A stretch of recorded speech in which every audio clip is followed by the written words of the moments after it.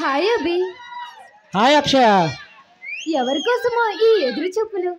ఈ ఏకాంత సమయంలో ఎవరైనా తన మనసు దోచిన ప్రియురాల కోసం ఎదురు చూస్తాడు కానీ. అంటే నీ మనసు తోచిన ఆ ప్రియురాలు నేను కదా? అదేంటి, ఎవరైనా ఒక ఆడ మగ ప్రేమించుకుంటారు, ఇద్దరు మగవాళ్ళు ప్రేమించుకోరు. ఎక్కడైనా చూసావా? అభి, అంటే నేను నీ దృష్టిలో ఆడదాన్ని కదా? ఆడదంటే 6 గజాల చీర కట్టుకుని తల్లో మల్లెపూలు పెట్టుకుని పొంగి చాటి ఎదురు చూడాలి కానీ ఇలా డ్రెస్ వేసుకుంటే ఎలా? అంటే నువ్వు మాట్లాడేదేంటి? ఉందిలే ఓ కోలకల్ల కోమలంగి. అబ్బో, అయితే అబ్బాయి గారి మనసు తోచిన ఆ ప్రేమ దేవత ఎవరో చెప్పు.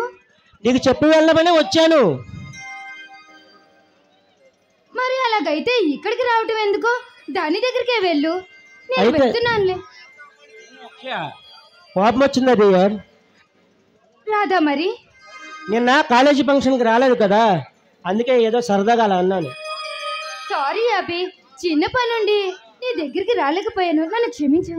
చేసిన శిక్ష ఏంటో తెలుసా? ఏంటో చెప్పు, డెఫినెట్లీ చేస్తాను. అరగంట సేపు గోడ కుర్చీ వేయాలి. అమ్మో, నా వల్ల కాదు బాబు. అయితే అది మాత్రం నేను చేయను. ముచ్చటగా 3 ముద్దులు ఇస్తే సరిపెట్టుకుంటాను.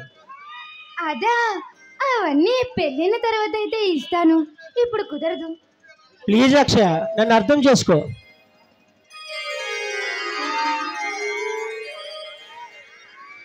అబ్బాయి బాధలు అర్థం చేసుకొని ఏం చేయాలంట? బొమ్మ పడ్డా పొరుసు పడ్డా వాంతులయ్యేది నాకే కదా. అబ్బాయి గారికి తెలివితేటలు ఎక్కువైపోతున్నాయి. ప్లీజ్ అక్షయ, నన్ను అర్థం చేసుకో.